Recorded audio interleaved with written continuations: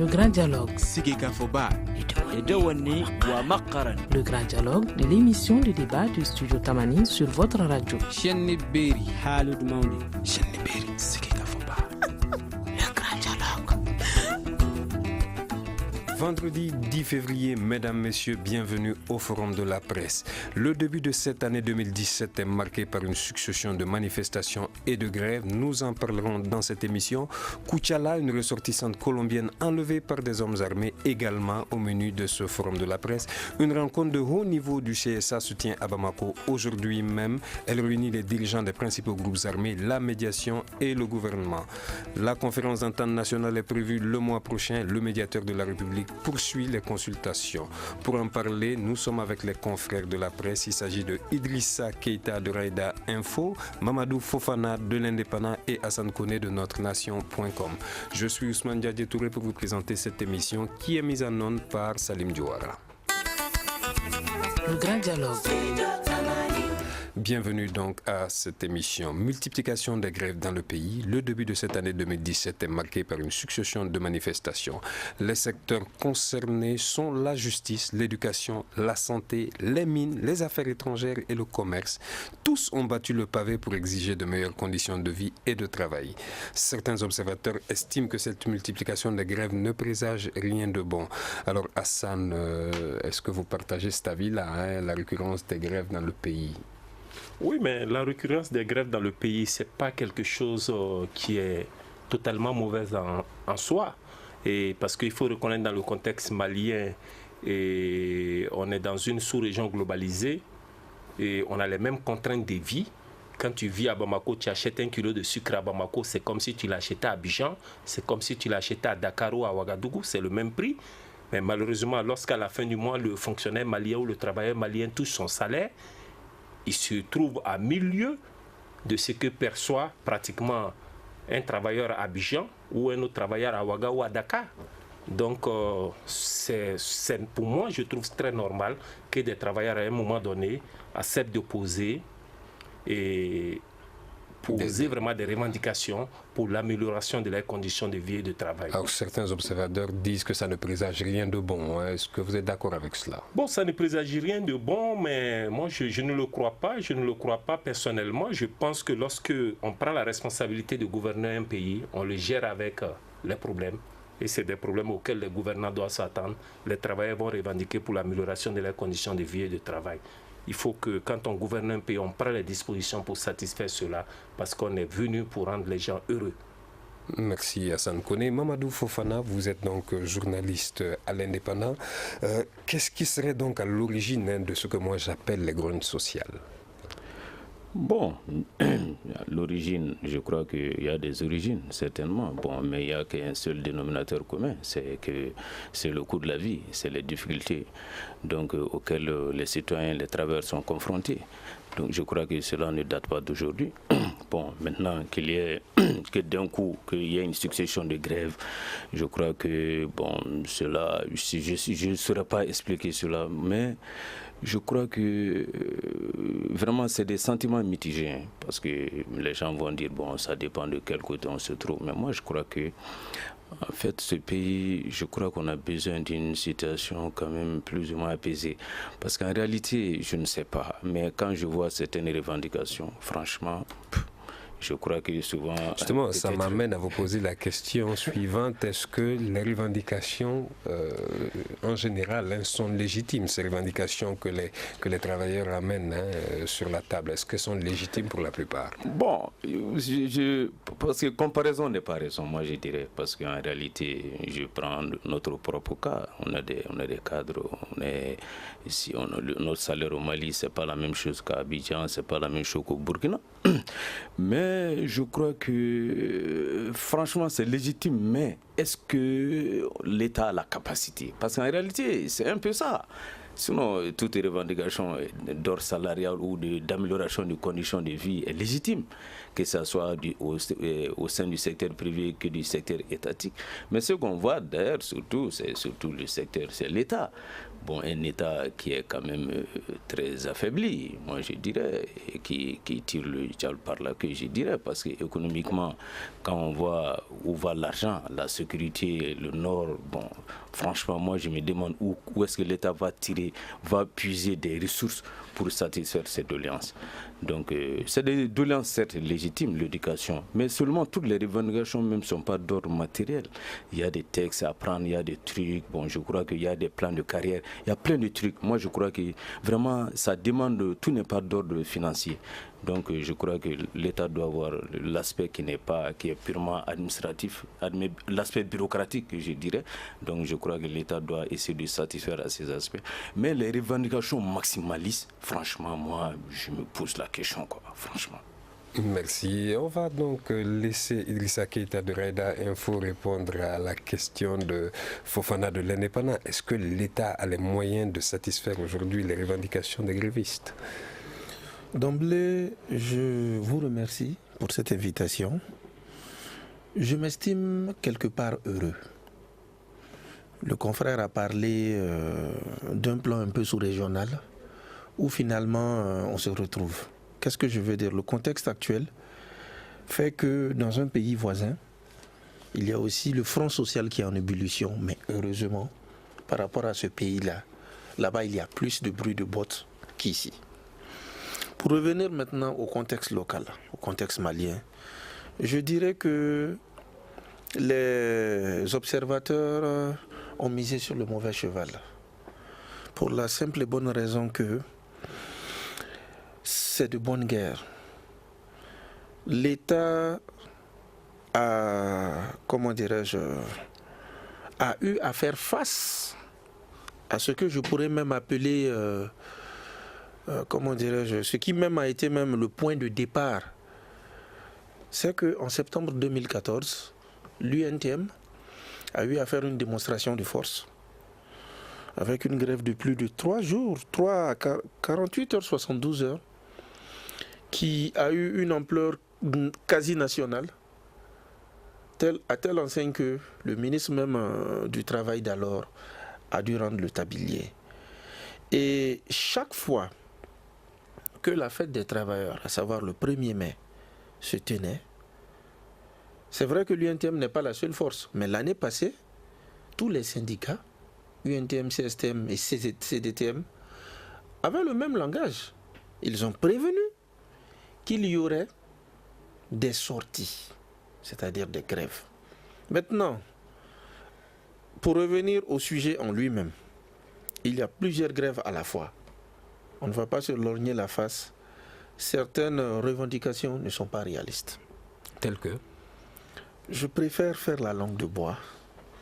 Parce qu'il s'agit... Alors, prenons le cas de la grève des magistrats, par exemple. Selon ce qu'on a vu sur papier, si l'État veut satisfaire toutes les revendications de ces magistrats, on parle d'environ 150 milliards qui voudraient débloquer. Est-ce que ça vous paraît réaliste?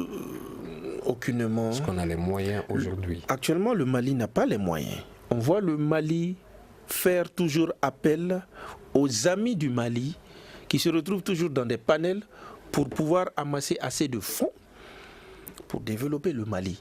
Et on voit qu'à ce jour, des promesses qui ont été faites depuis 2 ans, 3 ans, voire même depuis la transition, sous le président Dioncounda Traoré, n'ont pas encore eu de suite.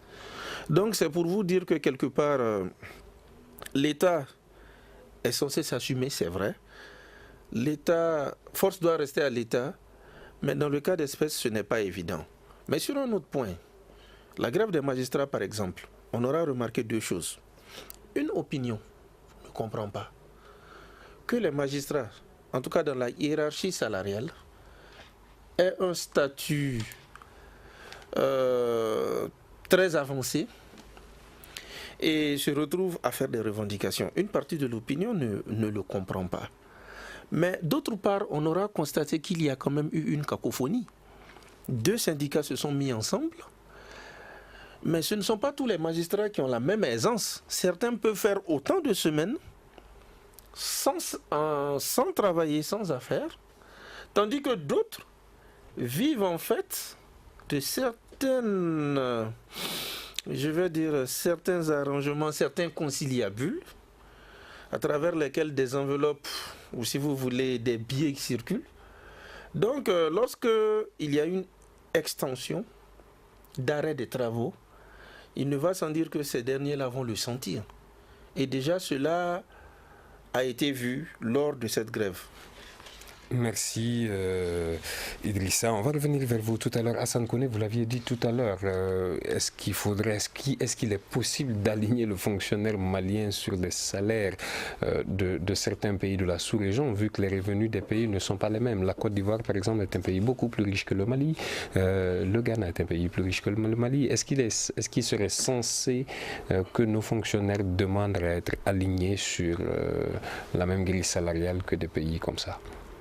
Et vous voyez au niveau, on est dans une zone UEMOA, il y a des taux de convergence. Quand l'État du Mali signe des contrats ou des conventions au niveau de l'UEMOA, c'est à l'État du Mali de comprendre que il n'a pas la même capacité de mobiliser des ressources comme la Côte d'Ivoire. Mais quand l'État fait fi de cela et se met au diapason avec ces États, moi je trouve qu'il est tout à fait normal que les citoyens maliens revendiquent. Revendication maximaliste, on sait le syndicalisme c'est ça. On revendique de façon maximaliste pour avoir le minimum. Tu ne vas pas commencer à revendiquer le minimum, qui va te donner le minimum en ce moment. Donc ils sont conscients, ceux qui sont en train de revendiquer connaissent la capacité de l'État du Mali. C'est des citoyens maliens, c'est des cadres maliens, ils connaissent bien la capacité de cet État. Ils revendiquent, c'est des négociations qui vont s'ouvrir. Et c'est clair que si l'État sait pourquoi aussi ces gens sont dans cette position, parce que c'est maintenant l'abcès a crevé. Sinon, c'est un processus qui existe depuis 3 ou 4 ans, voire peut-être souvent pour certains depuis 10 ans. Ceci étant, il faut admettre aussi que, et M. Fofana disait tout de suite que l'argent du Mali va au nord, la sécurité. Mais c'est vrai, le Mali est confronté à d'énormes problèmes. Mais il faut aussi qu'il accepte que l'argent du Mali aussi va dans la corruption. Gérons, gouvernons mieux. On peut mobiliser beaucoup de ressources si on gère bien les ressources nationales et les réinjecter dans le traitement salarial. Et ce traitement salarial, si l'argent va nulle part, ça reste au Mali. C'est consommé à l'intérieur du Mali. Ça développe l'économie locale, l'économie malienne. Monsieur Fofana, c'est une solution. Donc, il y a la lutte contre la corruption qui doit passer. Effectivement, il y a combien de milliards que l'État malien perd dans ce processus? On va laisser Mamadou Fofana réagir à cette histoire de corruption. Est-ce que l'argent, justement, de la corruption ne peut pas être réinjecté? Je crois qu'on n'a jamais vu une revendication de magistrats. Moi, je ne suis pas contre la magistrature.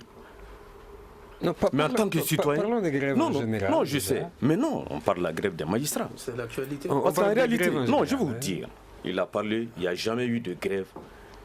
Mais combien de dossiers dorment dans les tiroirs des tribunaux?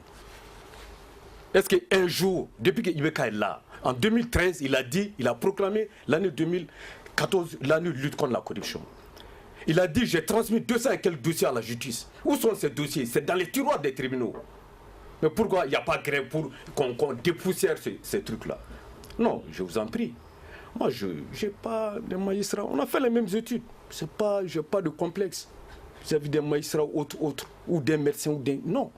Mais je crois que ce qu'il dit, c'est-à-dire si l'argent va dans la corruption, j'aurais aimé quand même que les magistrats disent aussi et dépoussièrent ces dossiers-là. Parce que la lutte contre la corruption... Vous pensez que les magistrats doivent d'abord assainir leur secteur? Mais le président a dit, j'ai transmis, la justice, elle est indépendante, mais il n'y a jamais eu de procès de corruption. Au Mali, il n'y a jamais eu un seul procès. Mon voisin vient de le dire, n'a pas dit clairement. Des enveloppes circulent. Il y a des structures pourries.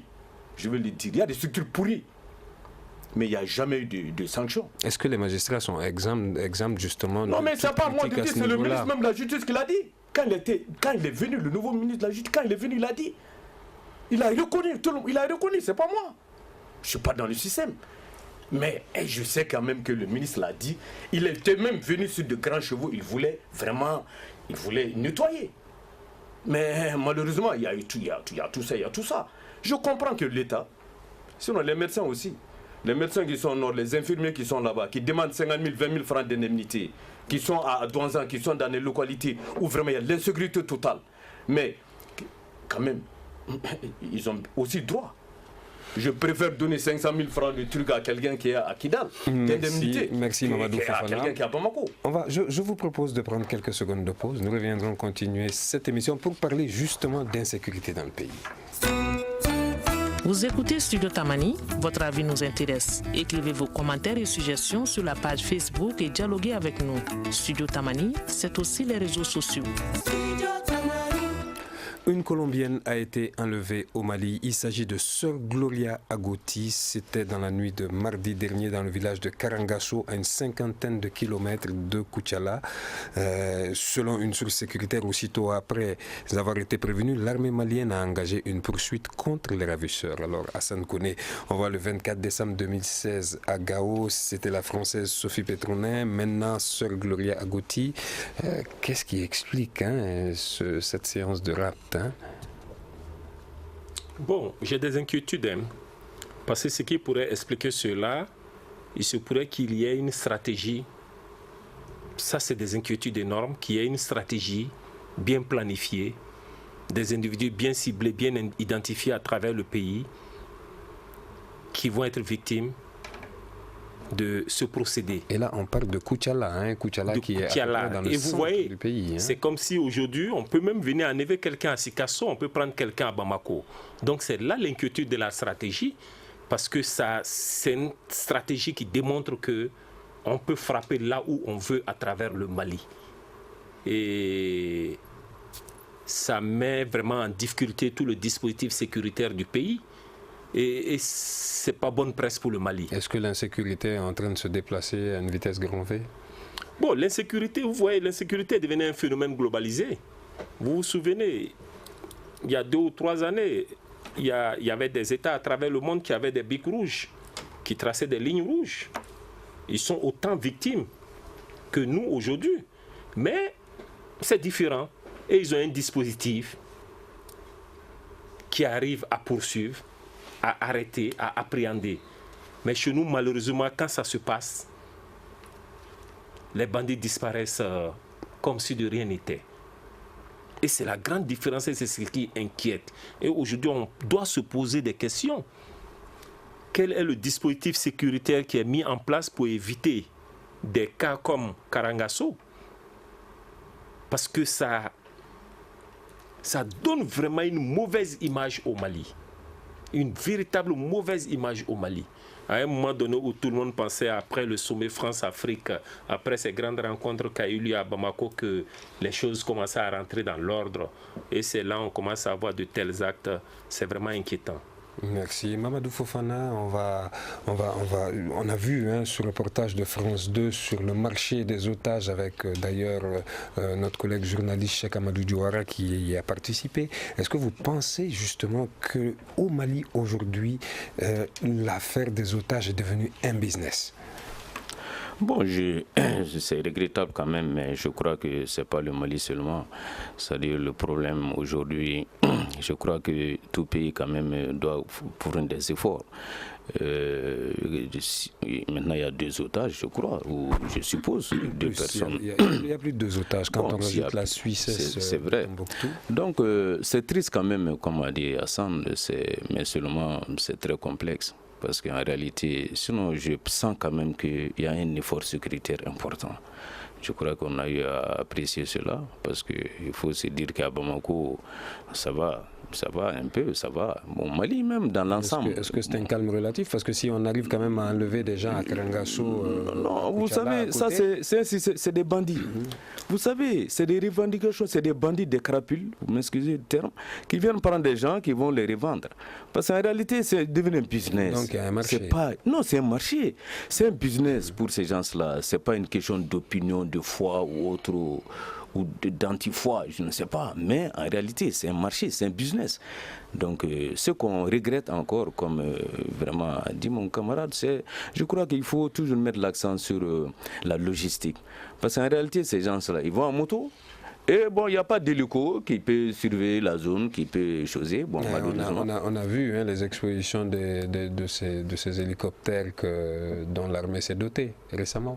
Bon, je crois que moi, je n'en ai pas vu parce que ce que j'ai vu, bon, c'est pas de ça dont on a besoin en réalité.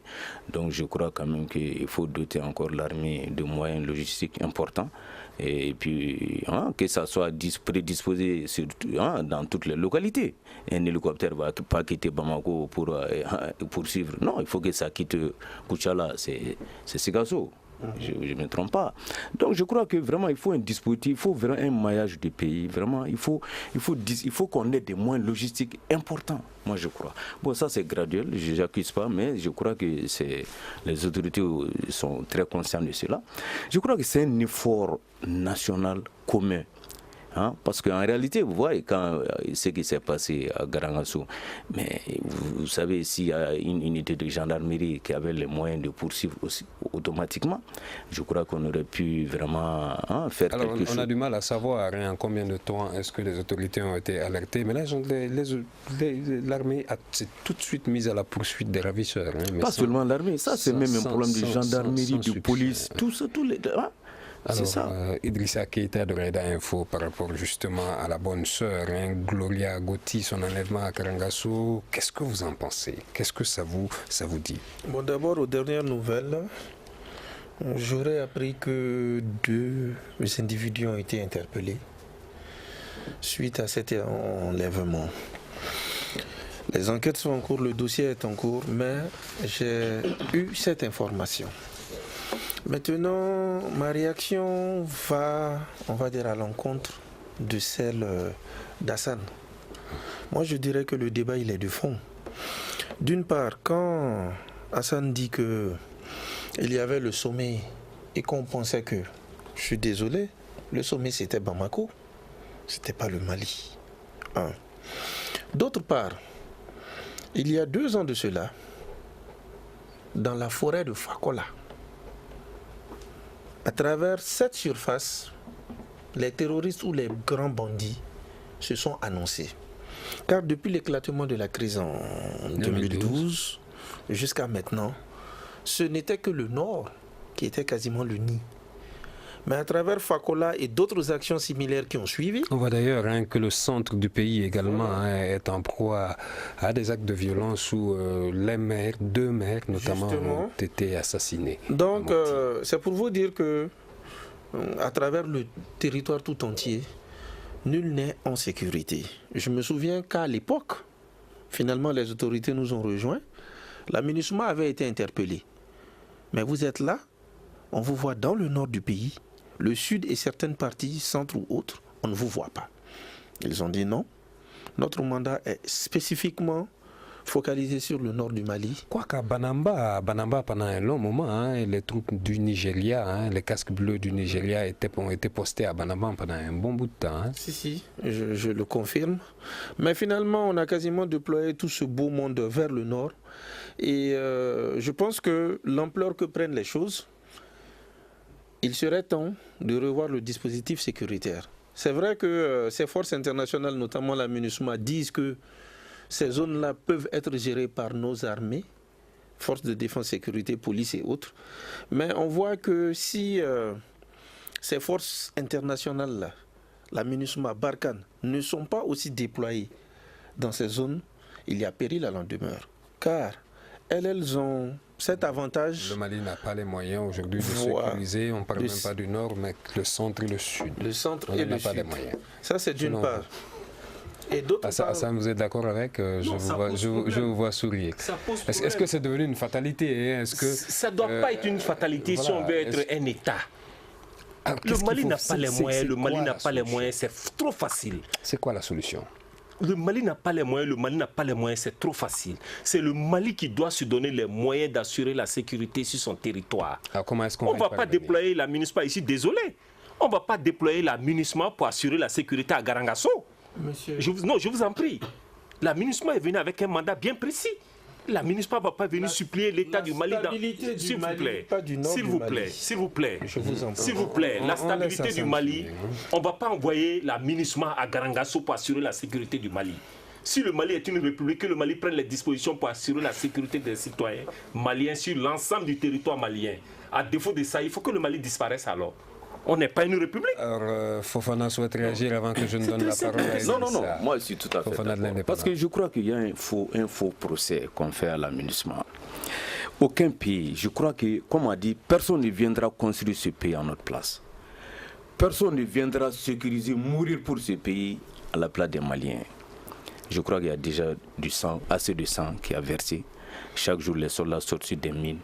Mais la finalité, il faut que le Mali s'arme. Je crois que le recrutement des 5000 militaires, ça va dans ce sens.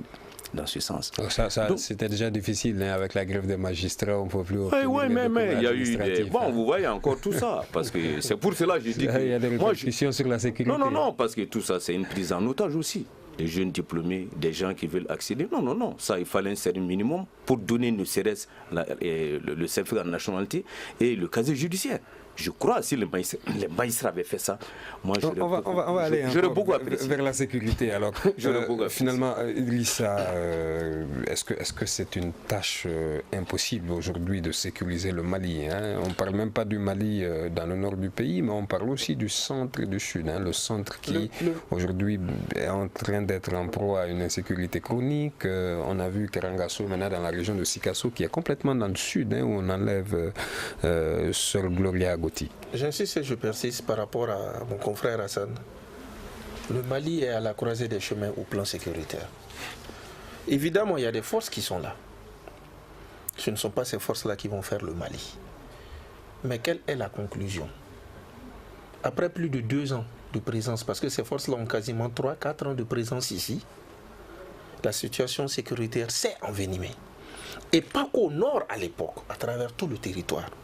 Souvent, certains Maliens ne comprennent pas qu'on a les FAMA. C'est vrai que nous sommes les intellectuels, c'est à nous de relayer que l'armée nationale a des problèmes, il y a la question de dotation qui est en cours. Mais quand même, une partie de l'opinion ne comprend pas que nous avons une armée nationale, des forces de sécurité, et encore qu'il y a des contingents sous la bannière des Nations Unies. Et cette force licorne tout ce beau monde. Et on n'a pas encore parlé des groupes armés. Justement. Plateforme CMA. Voilà.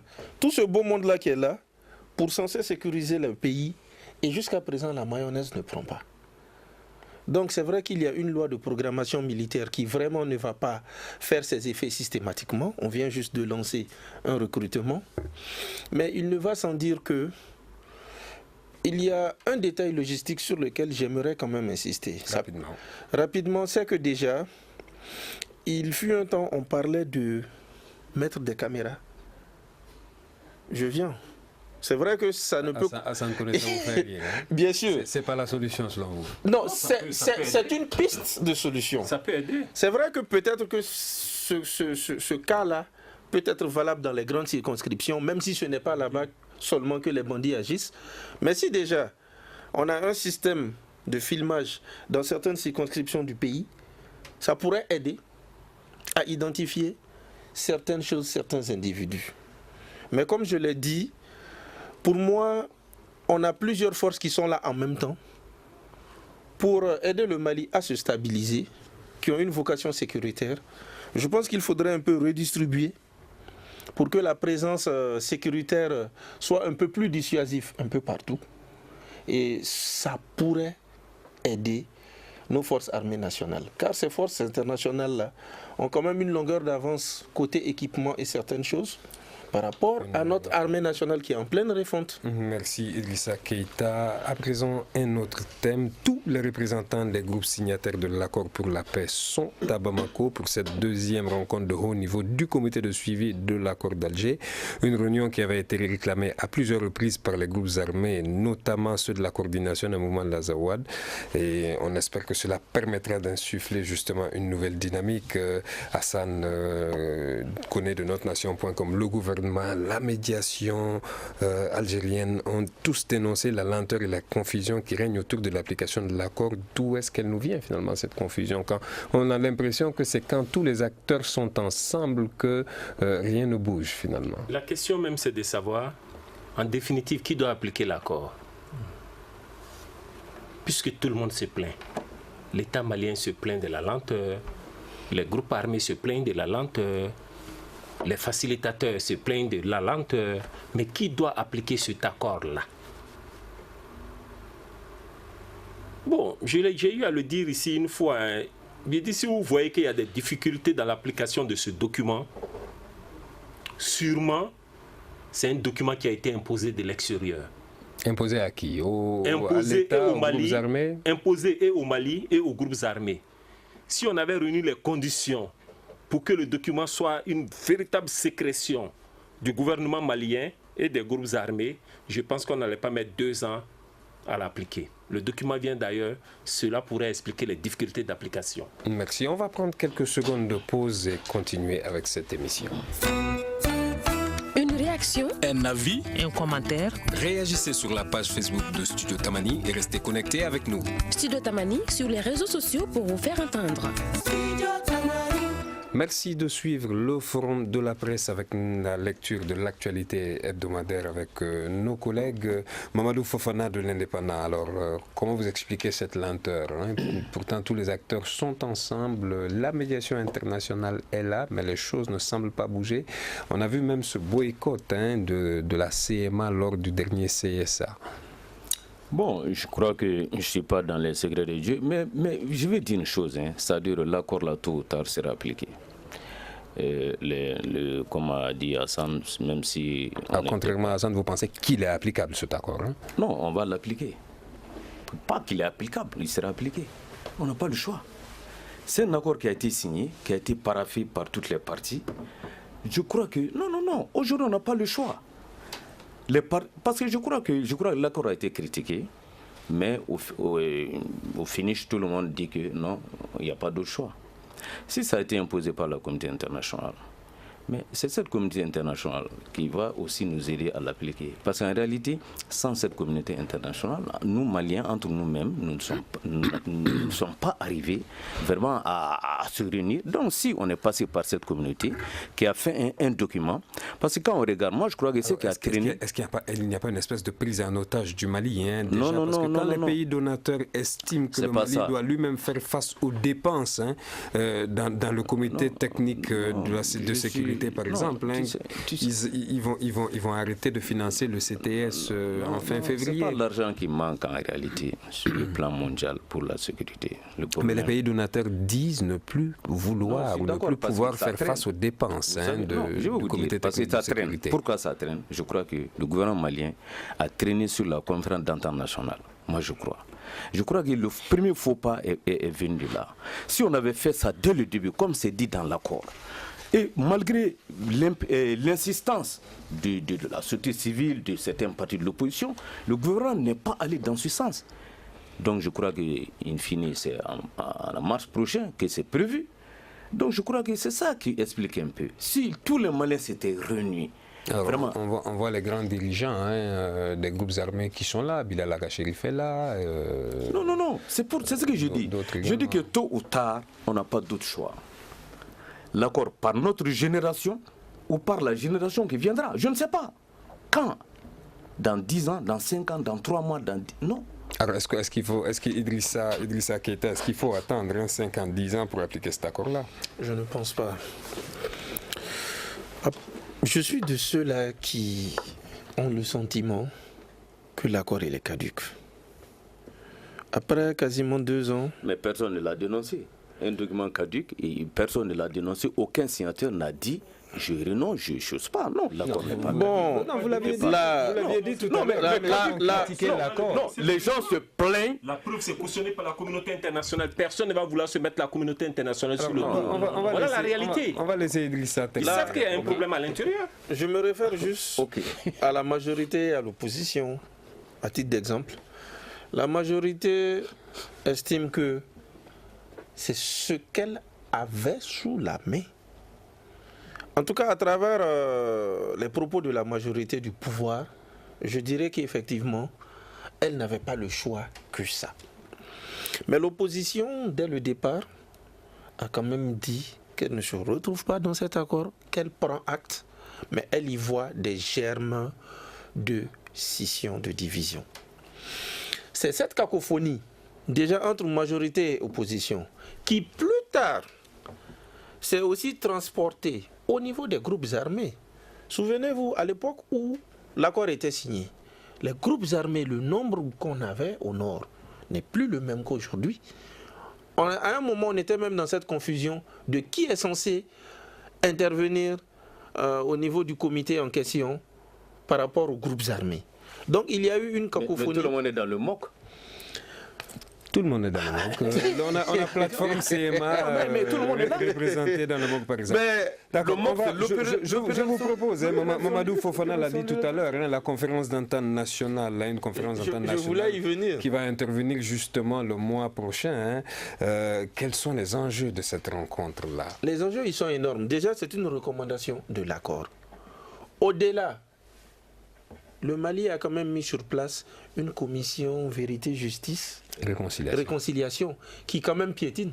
Après plus de 2-3 ans, on ne voit rien. Alors, cette conférence d'entente nationale ne va absolument pas se substituer à la CVGR. Non, j'essaie de dire que il y a quand même une volonté. Ou si vous voulez, il y a un fait qui est là. Les Maliens doivent se retrouver. Les Maliens, ils doivent se parler. Et tant que les Maliens ne se retrouvent pas, tant qu'ils ne se parlent pas, et de façon sincère, parce que je pense qu'à travers la conférence nationale, ceux-là qui, d'entente nationale, qui ont estimé qu'ils pouvaient être à Alger, pourront cette fois s'exprimer.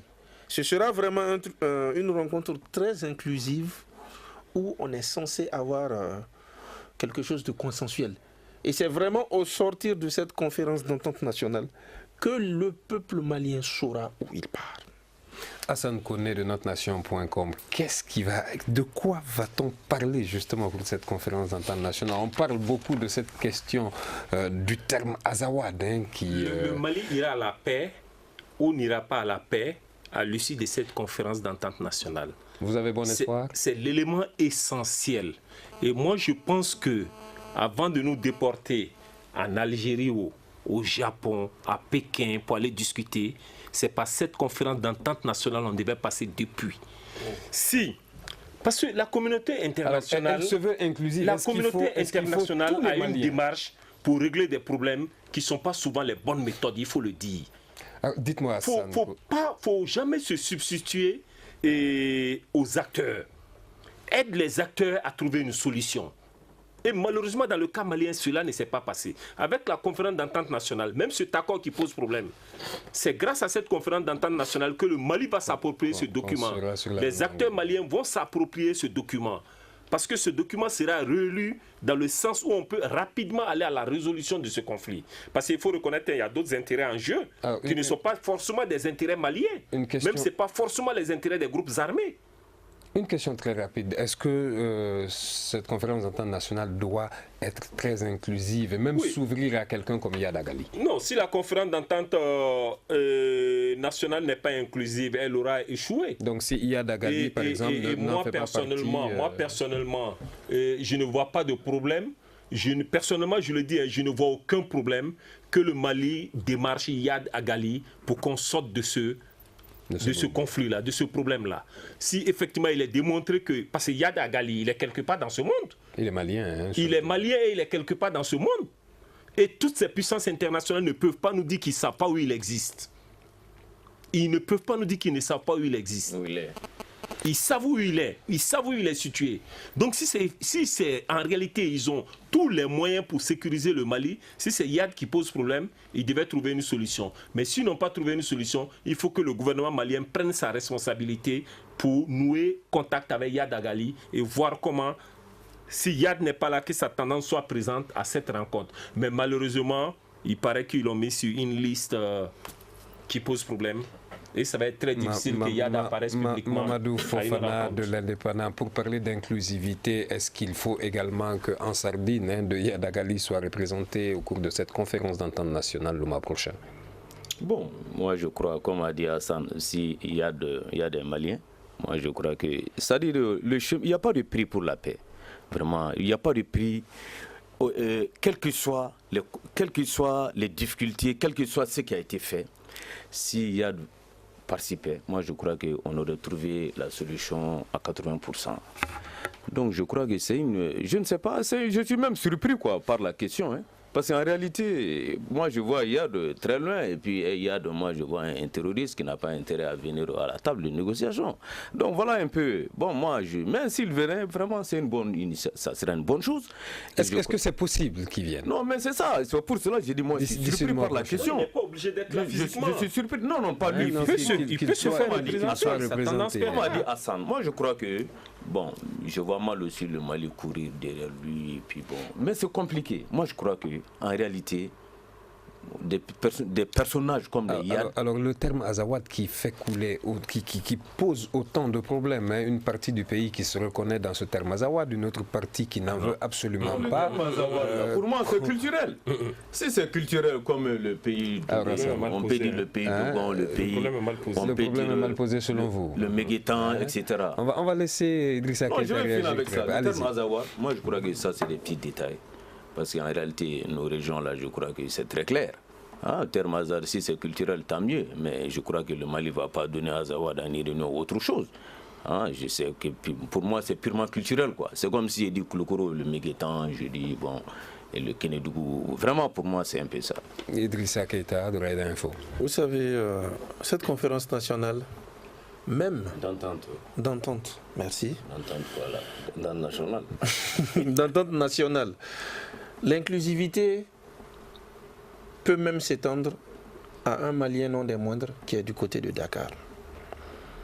Ça peut paraître... Vous parlez du président, de l'ancien président Amadou Toumani Touré, qui maintenant n'a aucun supposé ou éventuel chef d'accusation envers sa personne. Même lui, à sa place à cette tribune. Mais pour revenir... Ça va changer le cours de la conférence. Voilà. Hein. Ça, lui, c'est mieux qu'il reste là-bas. Voilà. On a dit d'entente nationale. Attention. On a parlé d'inclusivité. On a parlé d'inclusivité. Non, s'il vous plaît, on déplace le problème. Attention. Il faut que s'il vous plaît. Non. Bon, c'est que vous n'êtes pas dans la logique de chercher une solution au problème malien. Si vous êtes dans la logique de chercher, le problème est connu. Monsieur Hassan, ATT ne pose pas problème. Je pense que tous les protagonistes... S'il vous plaît, ATT ne pose pas... Non, attention. Idrissa, il n'est pas protagoniste de la crise aujourd'hui. ATT ne pose pas problème. Hassan connaît, on va laisser Idrissa. Non, s'il vous plaît. Au premier jeu, Mamadou Fofana, sur cette question-là. Soyez sûr et certain que si ATT vient, au niveau sécuritaire, il fera des révélations. Il était là, il y a eu un problème. Donc calmez-vous. Je vous retire la parole. Il nous reste moins d'une minute sur cette question, Mamadou Fofana. Moi, je crois qu'en réalité, il ne faut pas politiser ces choses. Vraiment, c'est un truc technique. C'est une rencontre entre Maliens. Et si ATT, l'ancien président, a des initiatives de contribution à travers... mais seulement sa présence ou non, vraiment, il faut le laisser là-bas. Moi, je crois qu'en réalité, ça va faire... Non. Alors, Hassan Koné, je ne pense pas. Hassan Koné, justement, il nous reste à peine une minute. Non, je voulais préciser quelque chose. Quand vous dites une partie du pays se reconnaît dans l'Azawad, ça pose problème. Moi, je ne vois pas la partie du pays qui se reconnaît dans l'Azawad. Il y a des individus, je vous en prie. Kidal, c'est quoi? Qui se reconnaît à Kidal dans l'Azawad? Le terme non, s'il vous plaît, calmons-nous. Chaque année, on célèbre l'anniversaire de l'Azawad. Ceux qui célèbrent l'anniversaire de l'Azawad. Vous faites un glissement très dangereux, je vous en prie. Non, je vous en prie. Vous faites un glissement très dangereux, laisse-moi terminer. Aucune partie du Mali ne se réclame dans l'Azawad. Il y a des individualités qui ont voulu utiliser le mot Azawad comme un épouvantail. Soyons très clairs sur les choses. Ces individus, chaque année, ont une date à laquelle ils célèbrent ce terme. Soyons très clairs sur la chose. Voilà pourquoi va nous permettre donc de régler cette question-là. On n'arrive pas à trouver une solution au problème malien. Parce qu'il y a des individus qui disent qu'on est malien, on discute, mais chaque fois, ils vont s'arc-bouter ou se cacher derrière l'Azawad. S'ils sont dans la logique d'avoir leur indépendance, moi je dis qu'il faut qu'on soit très clair. S'ils ne sont pas d'accord avec l'unité nationale, qu'ils le disent clairement. on ne veut pas l'unité nationale et tout le monde va se l'accord de paix avec que tous ceux qui sont contre. Merci. On est pris par le temps. Hein. On espère donc que la conférence d'entente nationale va pouvoir résoudre justement ce genre de problème entre les Maliens et que le vivre ensemble va finalement prévaloir. Cette émission a été réalisée par Ibrahim Arandialo. Salim Diouara était à la mise en onde. Nous, Ndjiré a assuré la régie vidéo. Vous retrouverez cette émission sur www.studiotamani.org. Celle-là ainsi que toutes les autres. Merci à vous, messieurs, mesdames. Bon week-end. Le grand dialogue. Le grand dialogue de l'émission de débat du Studio Tamani sur votre radio.